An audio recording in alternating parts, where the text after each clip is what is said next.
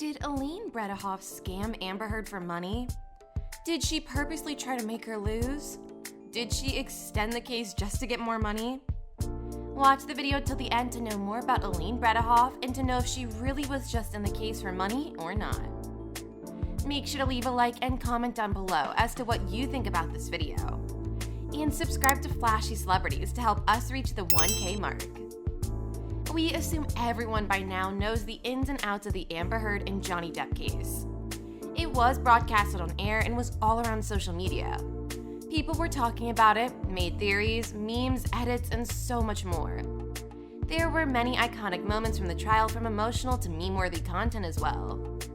Amidst all of this, people had their own opinions about everyone involved in the case, including the lawyers and the legal teams of both Amber Heard and Johnny Depp.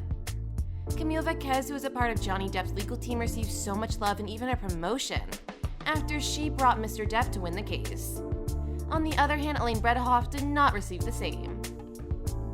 Fans accused Elaine Bredehoft of cheating with Amber Heard and submitting a request on behalf of Amber Heard to have the jury's decision in favor of Johnny Depp.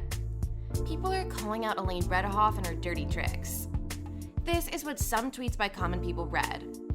You want to bet she built more than $10K for filling the motion, knowing she is fumbling it. At the same time, Amber Heard is so inexorable she doesn't see how Elaine is milking her. Another person added, Amber's attorney, Elaine, is an idiot. She has to realize a retrial could possibly make Johnny's award more than $8.35 million. Her lies were so obvious she's milking Amber for more money. What specifically was in Elaine's request to reject the judgment that led some fans to claim that Elaine was deliberately trying to deceive Amber? Elaine herself acknowledged the law as stating that this is not a cause for a new trial. Elaine stated in the motion that in order to establish genuine malice on Amber's part, Johnny Depp would have to provide evidence of her lack of belief in damage at the time the Washington Post piece was published. She said that of the 3 false assertions that made up Johnny's defamation accusations, none of them questioned the fact that Amber did not compose the op title. Fans thought the argument was a little ridiculous considering Amber testified throughout the trial that she actually wrote the op-ed and even the article's title. When Kate Moss spoke forward to deny claims that Johnny Depp had shoved her down the stairs while they were dating, Amber disregarded Kate's evidence on behalf of Johnny Depp by implying that she'd only testified in the case to win favor with a powerful man like Johnny Depp. She also implied that the other witness consulted by Johnny Depp's attorneys had similar motives. She stated, I know how many people would come out and say whatever for him. That is why I wrote the op-ed. He is a very powerful man and people love currying. Elaine explained that Johnny had to show that Amber did not think she was being damaged in the fight were the 2 powerful men who were involved.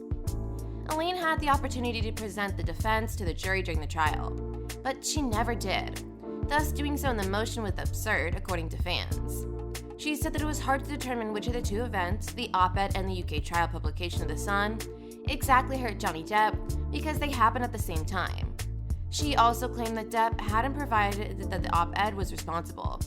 He suffered reputational harm. Elaine's claim that Johnny had no proof that he lost Pirate 6 as a result of the op-ed was another one that followers found repulsive. This was obviously untrue, as Disney literally terminated their working relationship with Johnny on the Pirates franchise less than a week after Amber published her op-ed.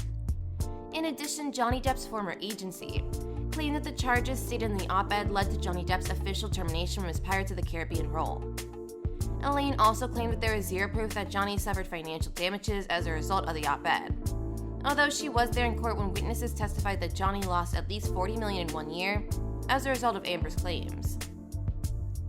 Elaine said that there was a mistake in the year of birth provided for one of the jurors and demanded an investigation into unlawful jury duty. A juror listed as juror 15 in the file had a reported birth year of 1945, yet information readily available to the public suggests the birth year of 1970. The disparity, according to the request, made it unclear whether jury 15 had truly been issued a notice for jury service, and had likely been approved by the court to serve on the panel. A lot of people really mentioned that they believe Elaine was simply trying to take advantage of Amber at that point, because it turned out that she was unaware of the age difference. The legal team for Johnny Depp actually retaliated, saying in response, Ms. Heard does not because she could not make any pro-offer, as why she could not have discovered the new facts until now. This is because the clerk's office provided the pre-panel jury list to the parties back on April 6, 2022, and 5 days before the jury was impaneled. In a rare moment of candor, Ms. Heard admitted that she was aware of the purported discrepancy in Juror 15's birth year from the very start of the trial because Juror 15 was clearly born later than 1945. They also pointed out that Amber lost any right to allege new facts because she did not do so despite having more than ample time before the trial began and during the 6-week trial when at least 2 alternates were available to research and find the supposed new facts. In response to the juror saga, one follower wrote on Twitter, "If Elaine had concerns about the identity of the jurors, she should have raised that issue before the trial happened. She had 3 months to say something, and she's now only saying something."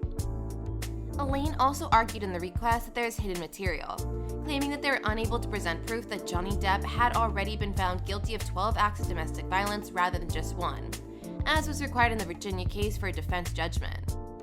Another person added, "Where does the line of ethics blur on this case? Elaine disclosed abruptly to the public that Amber can't afford to pay $10.35 million. During the trial, Amber said it cost $6 million in legal fees so far. A retrial? Is that good for Heard's mental health, bank balance, and future?" It appears that even Judge Penny Creda recognized that the request lacked merit, and that there is no proof of fraud or misconduct in her decision.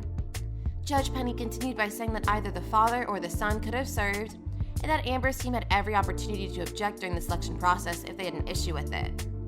She said that Juror 15 had been examined by the court on record, and had satisfied the statutory conditions for serving in the ruling. Due process was promised and given to all parties in this action after the parties spent a full day questioning the jury panel and notified the court that the jury panel was acceptable. The jury selection procedure was carried out with the court in a fair and unbiased way, the judge stated. Both sides questioned the possible jurors, and Amber's attorneys received the jury list 5 days before the trial started and were aware or should have been aware of this error. Judge Penny also cited Virginia law, stating that any error in the information shown on such a copy of the jury panel shall not be grounds for mistrial or assignable as error on appeal, and the parties in the case shall be responsible for verifying the accuracy of such information. Elaine had a responsibility to ensure that the jury panel had accurate information, and they couldn't wait until they were informed of a negative verdict before making a first-time objection on a matter that they had been aware of during the course of the trial. In the response to the ruling, one follower wrote, "I'm almost embarrassed for Elaine Bredehoft after reading Judge Askert's ruling. The judge wrote the most precise explanation of how Elaine failed to follow Virginia court procedure, and then wrote that the Juror 15 conspiracy failed to violate due process." Others just thought that Elaine was stretching the truth in order to gain more money, and we have no clue how long this will go on for. So, that is it for the day. Do let us know in the comments what you think about this entire Amber Heard and Elaine Bredehoft situation. Do you think she cheated on her, or was she fair in her work? Share your thoughts, and don't forget to like this video and share it with others. Thank you.